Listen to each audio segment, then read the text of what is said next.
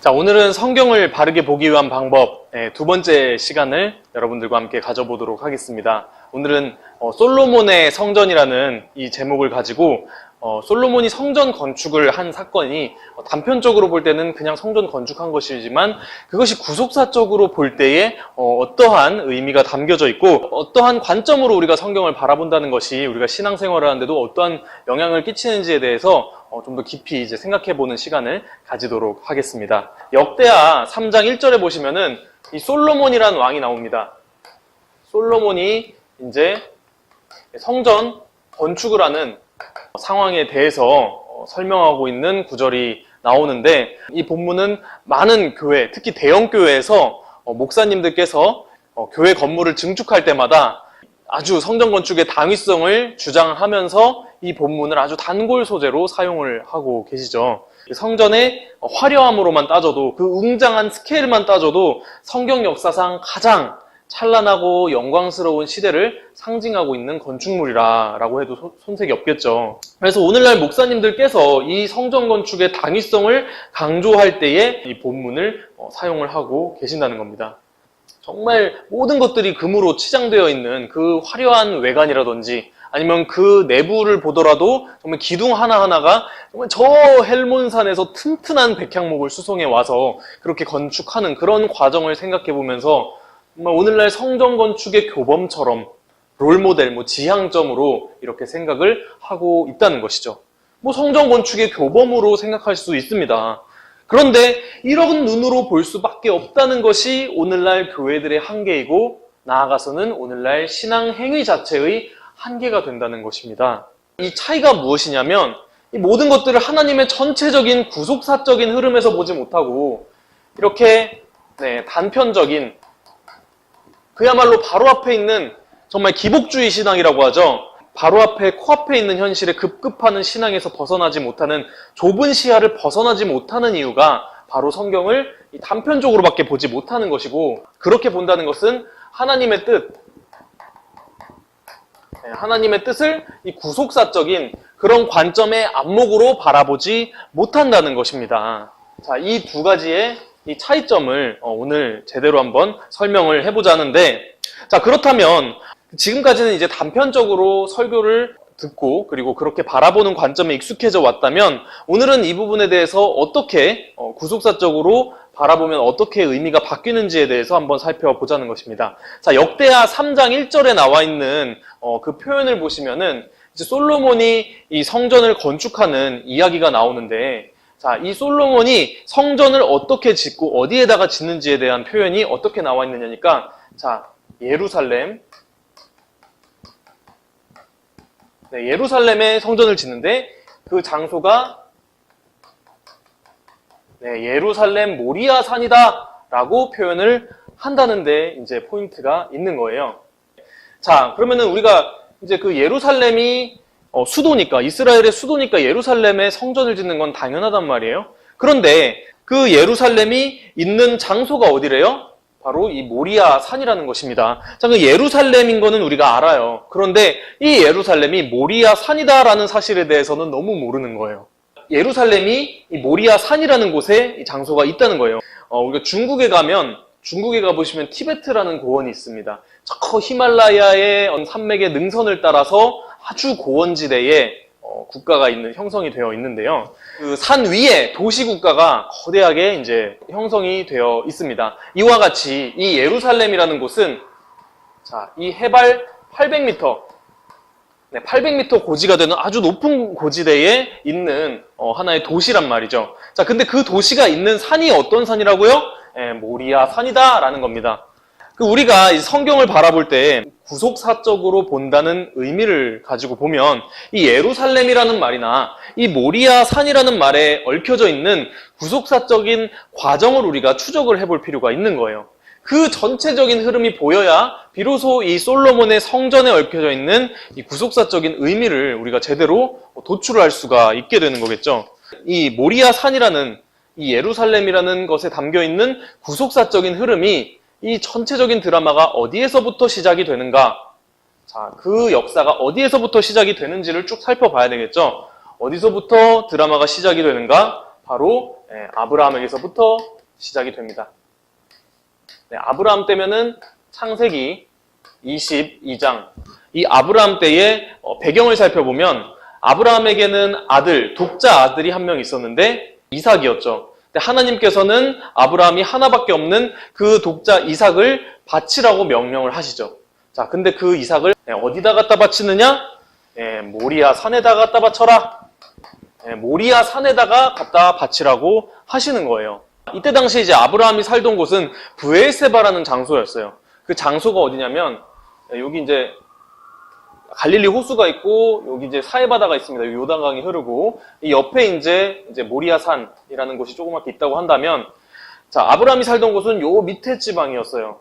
여기에서 여기까지 걸어가는 거리가 시차가 한 3일 정도가 되는 거리였어요. 그러니까 성경상에서 보면은 여기가 이스라엘의 최남단이거든요. 그래서 남쪽 지방이었는데 밑에 지방에서 여기까지 걸어가는 데가 한 70km 정도 걸렸다고 해요. 근데 아브라함이 나이가 많잖아요. 100세 때 아들을 낳은 게 이삭인데 100세가 넘었다는 것인데, 그러면은 영감님이 걸어봤자 빨리 걸었을까요? 천천히 걸었을까요? 혼자서 이제 걸어가기가 힘드니까 노새의 몸을 의지해서, 그리고 아들인 이삭을 데리고 장작을 짊어지고서 한 3일이나 4일 정도 되는 그 거리를 걸어간 것이라는 겁니다. 왜 집 앞에 타작마당 같은 곳에 제단을 지어서 이렇게 제사를 지낼 거면 그렇게 바치라고 하지 않으시고 왜 이 장소를 정해 놓으시면서 하나님께서는 이렇게 아브라함에게 명령을 내리셨냐? 100세 때에 이 하나님의 약속을 통해 얻은 이 귀중한 아들을 왜 이렇게 3일이나 되는 곳까지 가서 이렇게 갖다 바쳐라 라고 명했냐는 것이죠. 그 의도가 과연 뭘까요? 아브라함이 믿음의 조상이라고 하고 아무리 믿음이 좋다고 하더라도 자기 아들을 바치라고 하는데 누가 좋아할 사람이 어디 있겠냐는 거죠. 아무리 하나님의 명령이라고 할지라도 말이죠. 그리고 그것을 바친다고 하면 퍼뜩 그냥 바로 집 앞에 있는 데다가 단 쌓아갖고 바쳐버리면 그래도 그 마음의 고충이 조금 덜할 거 아니에요. 근데 3일이나 되는 길을 굳이 거기에서 끌고 가면 마음이 어떨까요? 훨씬 더 고민이 심했겠죠. 그렇게 명령을 하셨는데 매정하다고 생각할 수도 있지만 아브라함은 어떻게 했느냐니까 변명의 여지를 두지 않고 그냥 묵묵히 다음날 새벽에 바로 채비를 치르고 이제 출발을 했다는 겁니다. 아브라함이 독자 이삭을 바친 이 사건에 대해서도 오늘날 많은 교회에서 목사님들께서 설교를 하실 때 어떻게 합니까? 자, 이 아브라함의 엄청난 이 믿음을 본받아서 여러분들도 여러분들에게 가장 소중한 것을 바치세요. 바치시면 하나님께서 갑절로 갚아주실 겁니다.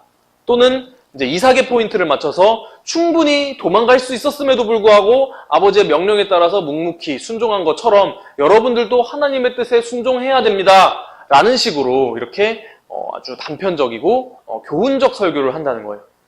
우리가 교훈적인 설교를 한다는 것은 다른 말로 하면 하나님의 전체적인 이 구속사적인 흐름을 놓치게 된다라는 것에 방증이 된다는 겁니다.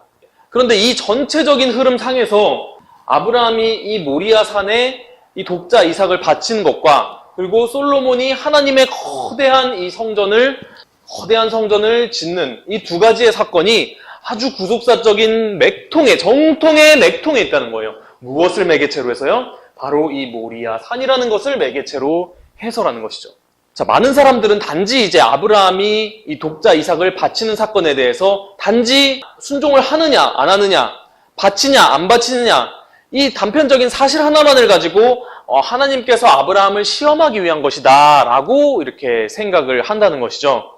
여기서 합격을 받은 거야. 여기서 합격을 받았기 때문에 하나님께서는 아브라함에게 어마어마한 축복을 내려주신 거다. 이렇게 많은 사람들이 생각을 하는데 과연 단지 이거 하나 때문이었겠냐라는 것이죠. 그런데 오늘날 많은 21세기에 지금 오늘날 살아가는 신앙인들조차도 이 사건과 이 창세기 22장의 사건과 이 역대하 3장 1절의 이 두 가지의 사건의 이 연관성을 찾지도 못하고 그렇게 살아가고 있다는 거예요.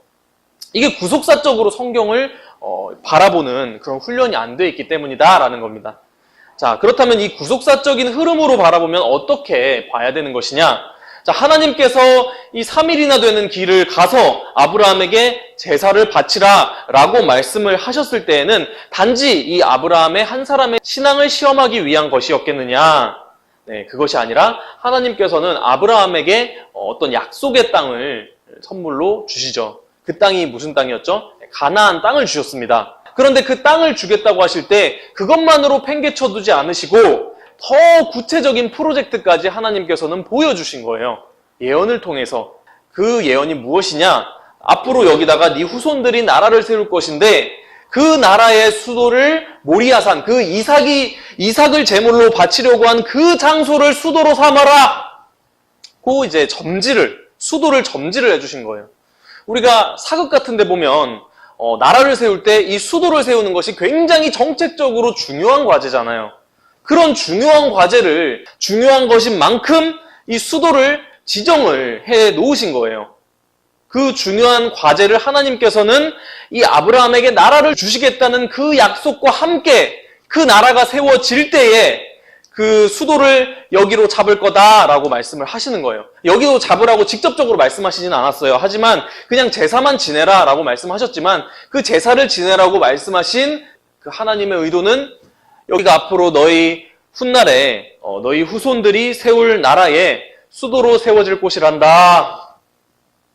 하나님께서 여러분들의 400년 후에 여러분들의 후손들을 위하여서 지금 여러분들의 삶에 개입하고 간섭하고 있는 부분들이 있을지도 모릅니다.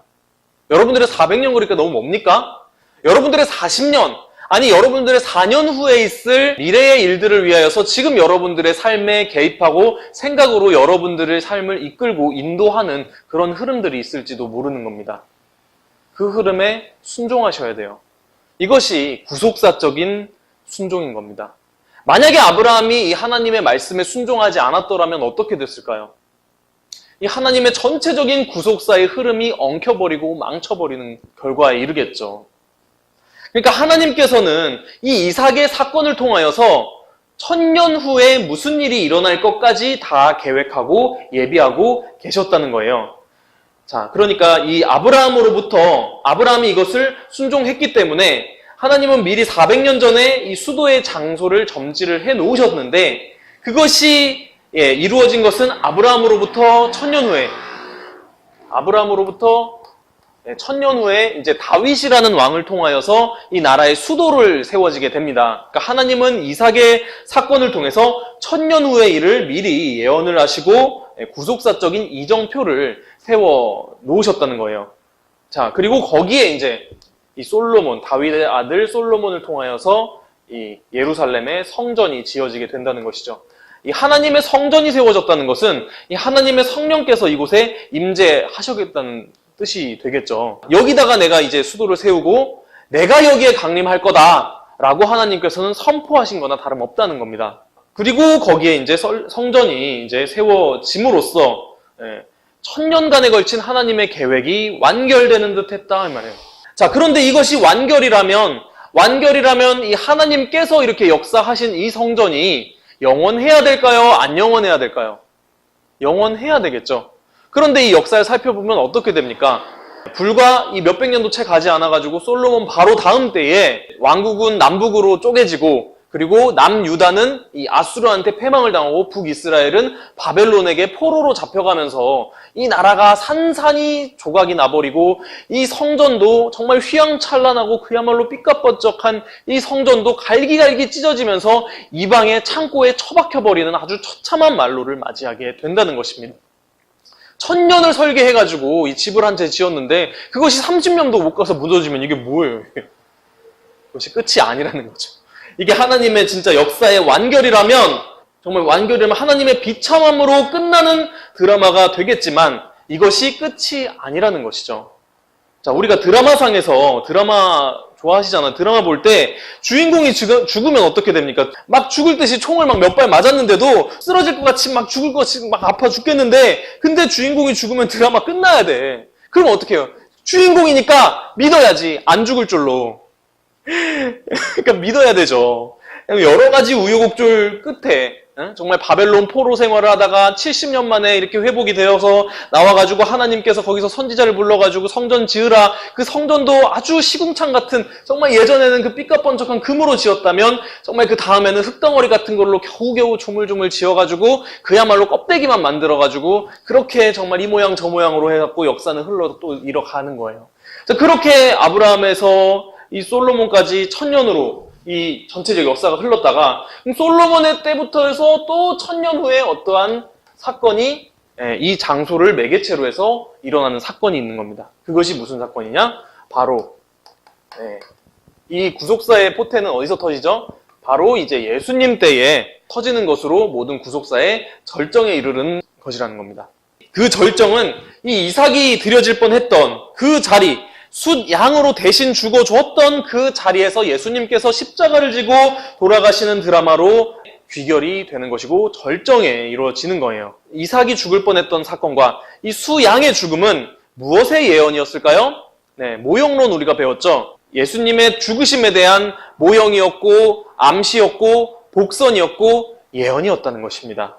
우리가 예수님께서 그런데 십자가를 지고 돌아가신 장소에 대해서 길거리 나가서 사람들에게 물어보면 조금 이제 지식이 있다고 하는 사람들은 갈보리, 골고다 언덕 이렇게 말을 합니다. 자, 그런데 그 갈보리와 골고다 언덕이 어디 있는 곳이었냐라고 이야기를 하면 그거에 대해서는 또 모르는 거예요. 그 장소가 어디였냐니까 바로 이 아브라함에게 이삭을 바치라고 했던 이 장소에서 예수님께서 십자가를 지고 돌아가시는 것으로 모든 성경 이 구속 역사의 이 절정이 이렇게 이루어지게 된다는 거예요. 자, 그러니까 아브라함에게 하나님께서 이삭을 바치라고 명령을 하실 때에는 이 1000년 후에 너희들의 후손들이 세울 이 나라에 수도를 세워질 곳으로 이곳을 점지하는 것이다 라고 이 솔로몬의 성전을 짓는 것에 대한 예언을 해놓으시고 그뿐만 아니라 2000년 후에 하나님의 독생자이신 예수님께서 이 자리에 십자가를 지고 돌아가실 장소라는 것까지도 2000년에 걸쳐 있는 장구한 구원 역사의 미래가 모리아 산의 사건으로 하나님께서는 복선을 깔아놓으셨다는 겁니다. 자, 그런데 이 예수님의 십자가 사건으로도 모든 것들이 끝난 게 아니에요, 사실상. 자, 항상 예수님의 사건은 두 가지로 나누어질 수가 있는데 초림과 그리고 재림으로 나누어 볼 수가 있겠죠. 근데 초림의 사건으로 모든 것들이 끝난다고 하면 이 또한 허무한 죽음이 될 수도 있었겠죠. 예수님께서는 정말 이 구속사적인 이 예언대로 오신 메시아를 증거하면서 사역을 하셨는데 유대인들은 그렇게 오신 예수님을 알아봤나요? 못 알아봤나요? 못 알아보니까 예수님을 또 핍박하고 심지어는 십자가에 못 박아서 돌아가시게 만드는, 마치 이것은 예수님의 실패와도 같은, 유대인들 서기관과 바리새인들의 승리와도 같은 역사로 끝이 나니까 이것은 굉장히 허무한 사건이 될 수 있겠죠. 그래서 우리가 이 재림의 때가 더 중요한 것이고 이 재림의 때가 더욱더 소망이 된다는 것입니다. 자, 그러면은 그 구원의 완성 프로그램인 재림의 편에서 어떻게 이 모리아산의 역사가 끝이 나는 것이냐. 그래서 예수님께서 다시 올 때는 어떻게 오시느냐.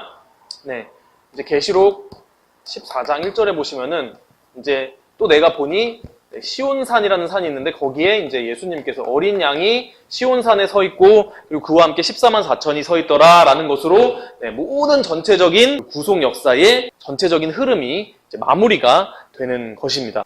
자, 그런데 좀 여기서 헷갈리는 게 있죠. 여기 시온산이라고 나와 있는데 아까는 계속 모리아산이었잖아요. 왜 시온산이냐? 다윗이 아브라함으로부터 1000년 후에 다윗이 수도를 세우는데 이 수도가 예루살렘이었죠. 이 예루살렘이 사실은 이제 모리아산, 모리아산이 여기 있고 이 모리아산의 능선을 따라서 바로 옆에 시온산이 있는데 이 전체적인 이 장소가 이 전체를 아우르는 지역이 이 예루살렘이었어요. 근데 현재 이제 모리아산 이 장소는 어떻게 되느냐? 현재 지금 있는 이 지역적인 모리아 산은 아브라함이 이삭을 제사로 지냈을 것이다라고 추정되는 그 바위가 있는데 그 바위가 있는 곳을 둘러싸고 건물이 지어져 있어요. 근데 그것이 무슨 건물이냐면 이슬람 사원이에요. 이슬람에 의하여서 이방의 나라에 의하여서 그곳이 이제 점령이 되어버리고 이스라엘은 어떻게 보면 메시아를 죽인 어떤 하나님의 이 독생자이신 메시아를 죽인 그 죄값을 받아들이는 거라고 볼 수 있는 거겠죠. 사실상 그걸로 봤을 때 예수님 때 혈통적인 이스라엘의 역사는 끝났다고 보면 되는 거예요. 그러면 그 역사가 마지막 때 어떻게 이루어지냐니까 그래서 하나님께서는 혈통적인 이스라엘이 아니라 의미적으로 두고 계신 것이고 그래서 이제 모리아산이 아닌 이 시온산이라는 곳을 따로 지정을 해서 이 역사는 혈통적인 것이 아니라 이 하나님의 전체적인 구속사적인 신앙의 계보를 이어가는 신앙인들에 의하여서 마무리가 될 것을 예고를 해놓고 있다는 것입니다. 그리고 그것이 어디에서 마지막으로 완결이 되느냐? 계시록 1장, 계시록 이제 21장에 보시면은 하늘에서부터 이제 거룩한 성 새 예루살렘이 있는데 그 거룩한 성 새 예루살렘이 이제 하늘에서 내려오는 그 모습으로 전체적인 이 구원 역사, 구속 역사의 대단원의 드라마가 매듭이 되어지는 것입니다. 그 역사에 이르기까지 저와 여러분들은 쉴 수가 있을까요? 없을까요? 네, 저와 여러분들도 쉴 수가 없습니다. 이 역사가 믿어지는 사람들이라면 쉴 수가 없는 거예요. 왜? 하나님의 구속 역사의 수레바퀴가 쉬지 않고 달려가기 때문입니다. 우리가 신앙인인 만큼 신앙의 눈으로 바라보고서 살아가야 되지 않겠습니까?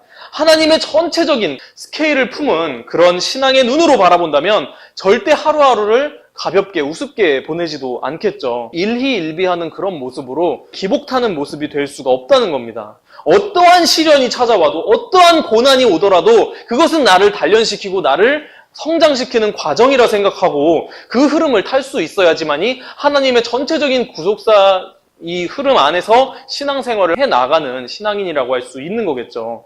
그러니까 하나님께서 여러분들을 택하셨다면 그 한순간의 승패에 좌우되는 인생이 아니라 장구한 구속사적인 하나님의 약속을 바라보는 그 하나님의 선택이라는 것을 믿으시고 묵묵히 오늘 과정에 순종해 나아갈 때에 그 마지막 때에 시온산 새 예루살렘에 주시는 우리의 안식의 열매가 주어질 겁니다.